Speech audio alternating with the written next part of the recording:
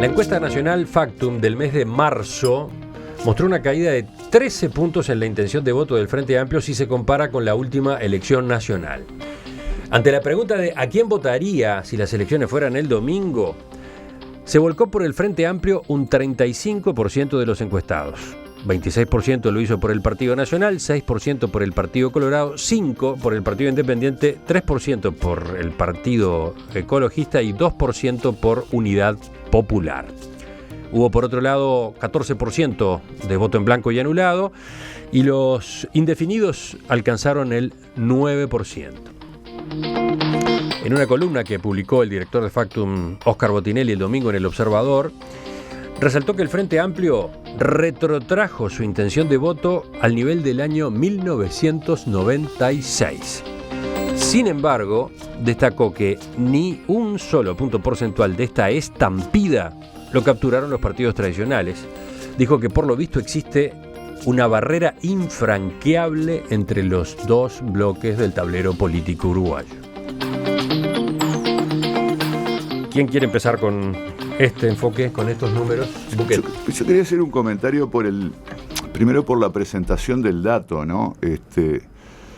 Porque si bien la comparación es correcta, decir que cayó, la intención de voto del Frente Amplio cayó del 48% que votó al 35% de una encuesta, no es una comparación correcta, porque el 48% no es una intención de voto, es la votación. De alguna manera tiende como a magnificar la cifra. Yo estuve revisando, ¿no? La intención de voto que Factum reportaba antes de la elección del 14, bueno, era del 41, 42, 43, creo que 44 como máximo. Entonces, si es caída de intención de voto desde el año electoral hasta ahora, estamos hablando de 7, 8 puntos, no de 13. Si es caída en la intención de voto, es intención de voto contra intención de voto, ¿no? Y más allá de que es un detalle menor, creo que permite en todo caso cuantificar mejor la... De todos modos hay una caída, sí. Incluso cuestión, en esa comparación que tú estás planteando, estamos hablando... Sin duda estamos hablando de el Frente está por debajo. Yo no estoy discutiendo que... Y llegaríamos a los números del año 96. Bueno, tampoco. A ver, tampoco. Dale, hacemos esa cosa que porque me llamó la atención, en este caso en realidad es una afirmación de Eduardo Botinelli en la presentación de los datos creo que es Radio Monte Carlo que presentan los datos. Yo leí la transcripción y justamente decía, bueno, nunca estuvo por abajo del 40%.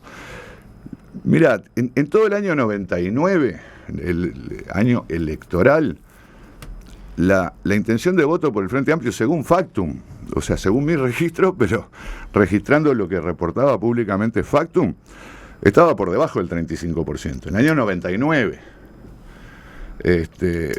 Por lo tanto, tampoco me queda muy claro el asunto, porque efectivamente, ¿qué ocurre? Los años electorales, y más aún cuando estamos encuestando en los meses pegados a una elección, la intención de voto por los partidos sube porque disminuyen los indecisos, lo cual es natural, es el proceso de una campaña electoral que lleva a que mucha gente indefinida se vaya decidiendo por alguna de las opciones.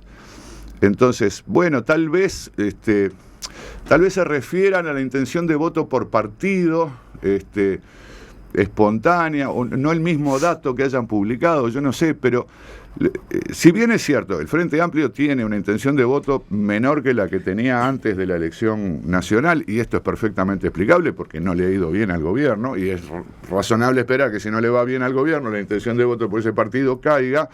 Tengo la sensación de que la presentación de las cifras tendió a magnificar el resultado, y yo te diría que es básicamente un resultado normal dado el contexto. Sí, igual me parece que comparto lo que dice Daniel, y en la presentación y en la columna también se hacía la salvedad de que esto es más bien no para medir intención de voto, si bien la pregunta es la de intención de voto, sino para detectar el humor de las personas hacia los partidos. Una aclaración parecida hacíamos en la última mesa de análisis político acá cuando analizábamos intención de voto a candidato hace un par de semanas atrás.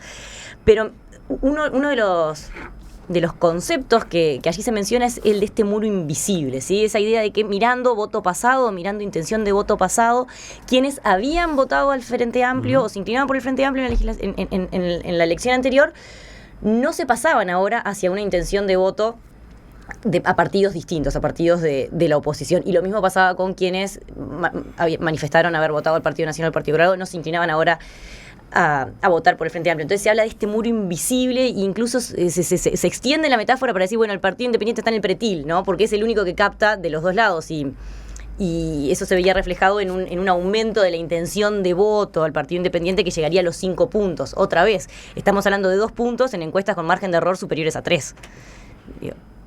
Hay que tener mucho cuidado cuando manejamos esta información. Pero sí me parece, retomo lo del principio, traer esta idea del muro invisible. ¿Existe tal muro? Estamos ante evidencia adicional de esta grieta o separación o polarización del electorado uruguayo que habíamos empezado a discutir también semanas pasadas. Me parece que es un tema como para seguirlo pensando. ¿Qué dicen los demás ustedes sobre esto del muro?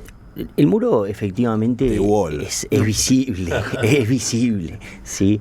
Sucedió un fenómeno parecido en las elecciones municipales de 2010 en Montevideo, cuando se registró un porcentaje alto en comparación con periodos anteriores de votos en blanco y anulados, ¿no? Hubo gente que marcó su abstención ante una cierta disconformidad con la presentación de Ana Olivera como candidata.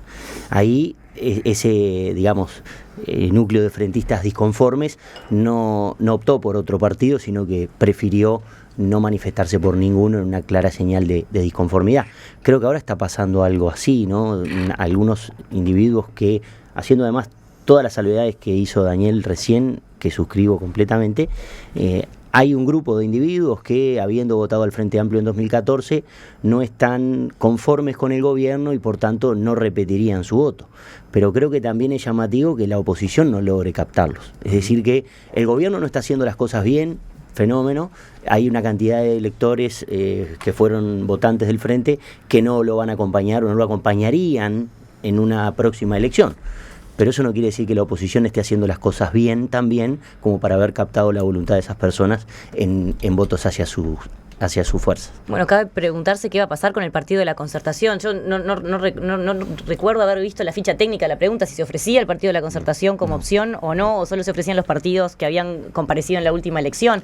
Porque esta idea de que los partidos menores son los que están captando a los disconformes y a los descreídos, podría abonar la idea de, bueno, que tal vez haya cierto terreno fértil para la Concertación, o sí, terrenito. Igual llama la atención, ¿no? Algunas cosas, haciendo también o poniendo atención en los márgenes de error. El Partido Colorado pierde casi el 50% de los votos que tuvo el año pasado. Sí, se va a un 6%. Supera igual el guarismo que cae, también al margen de error, y cae bastante. Y el Partido Nacional está en esa cifra del 25%, que es relativamente estable en tiempos preelectorales, ¿no? Por tanto, hay que pensar también del otro lado, es decir, bueno, ¿qué está haciendo la oposición para captar esos 7 puntos en el peor de los casos y 14 o 15 en el mejor de los casos? Ese electorado que podría ser por lo menos flotante, bueno, ¿cómo lo atraemos sin que caiga en opciones de refugio u opciones exóticas como el Partido Ecologista? Lo primero que me gustaría decir es gracias, familia Botinelli, por publicar esta encuesta, porque me parece que aporta una información sustantiva para analizar la política desde bases más sólidas, ¿no? Antes de que apareciera esta encuesta,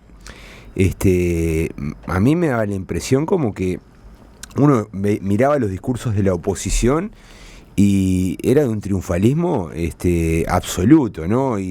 Y uno se imaginaba, bueno, una debacle absoluta del Frente Amplio. Esta encuesta lo que nos está mostrando es que varias cosas, ¿no? En primer lugar, que los electorados son muy estables.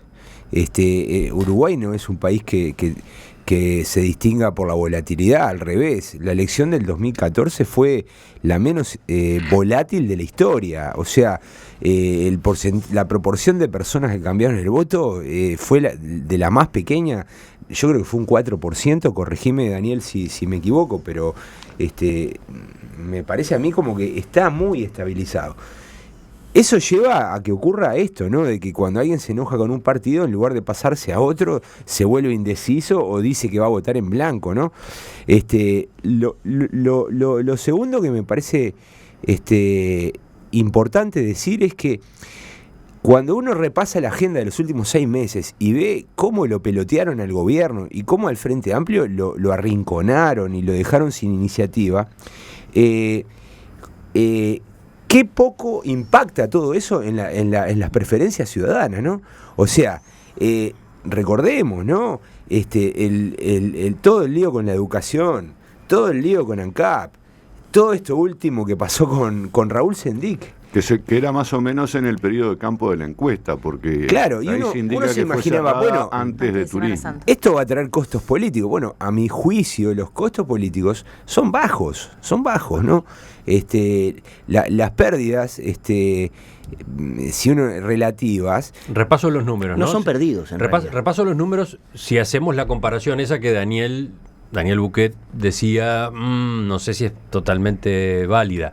Si comparamos la encuesta con la votación del octubre del año 2014, lo que obtenemos es que el Frente Amplio baja de 48 a 35, cae 13 puntos.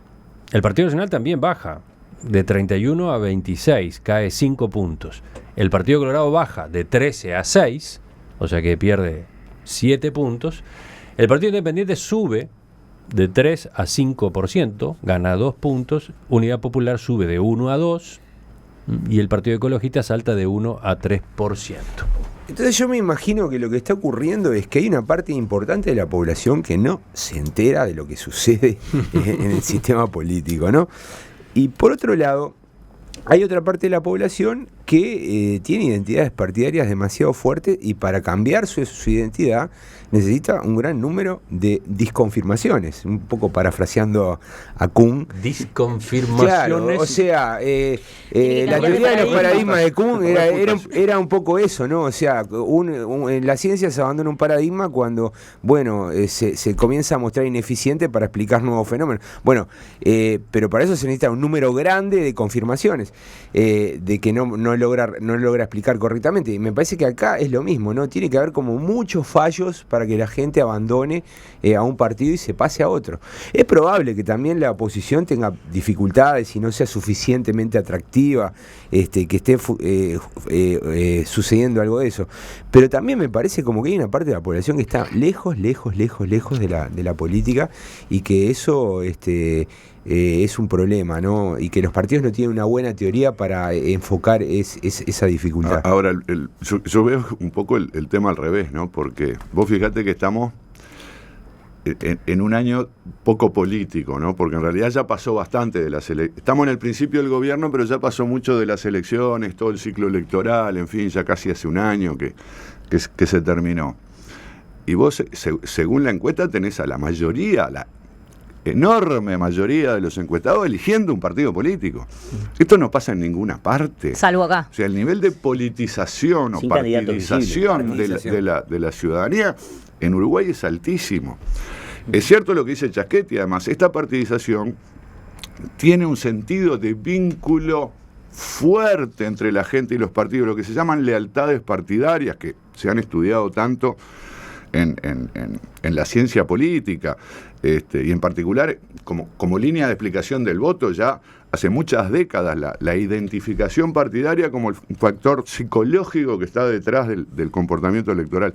Pero creo que falta aquí, tal vez está implícito en lo del muro, pero la metáfora del muro, hoy yo como me levanto temprano, me agarran mal y me pongo peleador y no me gusta la metáfora del muro. Porque creo que la metáfora del muro... ¿Qué tiene que ver que te hayas levantado temprano? Y porque no está acostumbrado. Me levanto de mal humor y todo me cae mal. Pero ¿De tarde te cae bien la metáfora del muro? Capaz que si me agarrabas de tarde te decía que es una excelente metáfora. Pero no, porque yo creo que la metáfora del muro invierte un poco una metáfora también muy, muy conocida en la ciencia política, que es le llamamos la metáfora espacial, pero que en realidad sería la línea ideológica.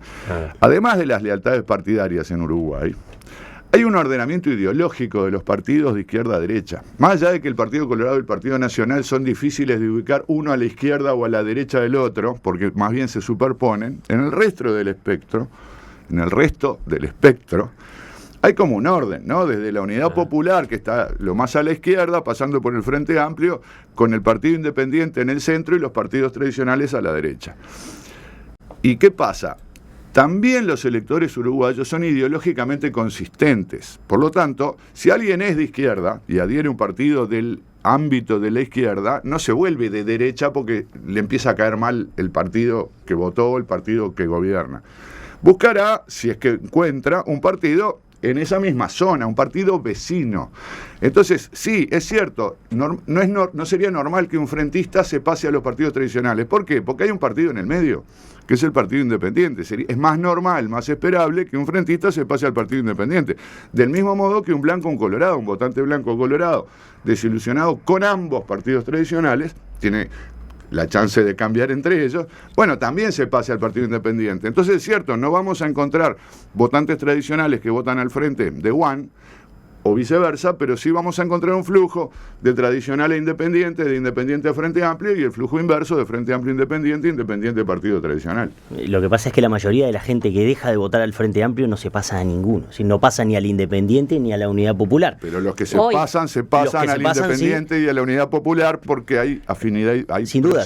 ideológica. El camino es correcto el que vos señalás, pero lo que está pasando igual es que por ahora prefieren no pasarse a ninguno. En el momento que se pasan, es compartible el argumento de que la aproximación es ideológica y no partidaria, y eso capaz que también es una señal interesante para los partidos de no vender ya tanto emblemas y cuestiones institucionales partidarias, sino cuestiones más ideológicas. Aclaremos que la propia Factum investigó esto de cómo son los movimientos, ¿no? Ustedes están aludiendo al resultado final, pero Eduardo Botinelli explicó, el Frente Amplio pierde 13 puntos porcentuales. Bueno, esos 13 se distribuyen así: 1 va al Partido Independiente, 1 a Unidad Popular, 2 al Partido Ecologista, 6 al voto refractario y 3 se manifiestan indefinidos. El Partido Nacional pierde 5, bueno, gana 1 proveniente del Partido Colorado y pierde 6 hacia afuera del sistema tradicional. 1 al Partido Independiente, 2 al voto refractario, 3 a indefinidos. Y el Partido Colorado, que pierde 7 puntos, bueno, 1 va al Partido Nacional, 3 hacia el voto refractario y 3 van a indefinidos. Bien, el voto refractario es voto en blanco o anulado, ¿no? Es otro ejercicio raro, ¿no? Porque tampoco está explicado. Yo me imagino, hicieron una encuesta, le preguntaban a la gente qué votó en octubre de 2014. Tal vez ponderaron la encuesta para ajustarla al resultado electoral de octubre de 2014, con lo cual generás una distorsión, que yo no sé el tamaño de la distorsión en el peso de las distintas opciones, pero además está hecho con saldos netos, ¿no? Es decir, resulta que todos los votos que pierde el Partido Nacional del 31 al 26, o sea, todos esos 5 puntos se fueron. Esto no es resultado de que unos se fueron, más de 5 puntos, y otros entraron al Partido Nacional, porque lo normal es que vayan y vengan, ¿no? Está diciendo, hay uno que entró, ¿no? Entró un punto del Partido Colorado, en el caso del Partido Nacional. Es en el único caso que registra crecimientos, ¿no? de los partidos más grandes. Sí. Bueno, porque, digamos, normalmente hay flujos, es decir, los movimientos son más grandes, lo que uno observa es el saldo. Es lo mismo cuando medimos la volatilidad. Nosotros decimos, bueno, en las últimas elecciones la volatilidad ha sido bajísima, porque el movimiento neto de votos ha sido 4 o 5 puntos en total. Pero en realidad el movimiento de votos puede ser más alto. Lo que pasa es que el neto, entre los que entran y los que se van, termina siendo bajo. Lo que pasa es que tiene bastante sentido que estemos hablando también de saldos netos, pese a que no son solo saldos netos, como puntualizábamos respecto del caso del Partido Nacional, porque hay mucha gente indefinida, ¿no? O sea, vos sabés quiénes salen, pero no necesariamente los que entran todavía, porque estamos lejos del momento final de la votación. Un apunte sobre la metáfora del muro y la respuesta de Daniel en términos de espacio ideológico, ¿no? Yo creo que es correcto lo que dice Daniel, en el sentido de que, bueno, de que la consistencia entre la respuesta partidaria y el posicionamiento ideológico de los electores uruguayos es admirable, ¿no? Eso me lleva a preguntarme, ¿quién se beneficia con este tipo de situaciones, ¿no? Yo creo que acá los grandes beneficiados van a ser los partidos que estén en los extremos. O sea, de un lado Asamblea Popular y el PI y el PERI van a estar en mejores condiciones de pescar votos del Frente Amplio que el PI. El PI está en el medio y para el electorado de izquierda puede ser demasiado de derecha y por tanto puede volverse más atractivo los partidos que están más a la izquierda. Y en el bloque de derecha puede pasar lo mismo, porque yo me imagino que si aparece Novik, Novik puede terminar captando más votos descontentos de blancos y colorados que el PI. O sea, para mí el PI está en una situación genial, pero es muy riesgosa. Porque así como puede pescar, puede perfectamente dejar de ser atractivo para los dos extremos. Acá hay como dos teorías. Algunos dicen, bueno, estar en el centro es bárbaro porque en realidad estás próximo de todos, pero también es cierto que si tu perfil no está suficientemente afirmado y si el eje de competencia izquierda-derecha es demasiado fuerte, bueno, las cosas se pueden complicar para ¿Vos este pensás, partido. Daniel, que entonces va a empezar a haber una mayor ideologización de los partidos? ¿O en este contexto en realidad sería rentable ideologizarlos más y una posición ambigua como la del Partido Eso Independiente? se llama no polarización. Sí, Si los polarización, extremos si en los extremos comienzan a crecer los partidos, se vuelve el sistema se pero polariza. haciendo énfasis en lo ideológico, es Pero- una polarización de Es que si de vos ya raíz tenés más ideológica, digamos. Sí. una distribución, digamos, bimodal, es decir, con 2 puntos, que es lo que más o menos tenés. O sea, tenés gente más ubicada, un grupo grande de gente ubicada hacia la izquierda y un grupo grande de gente ubicada hacia la derecha. Lo que es rentable desde el punto de vista de los partidos es captar desde los extremos.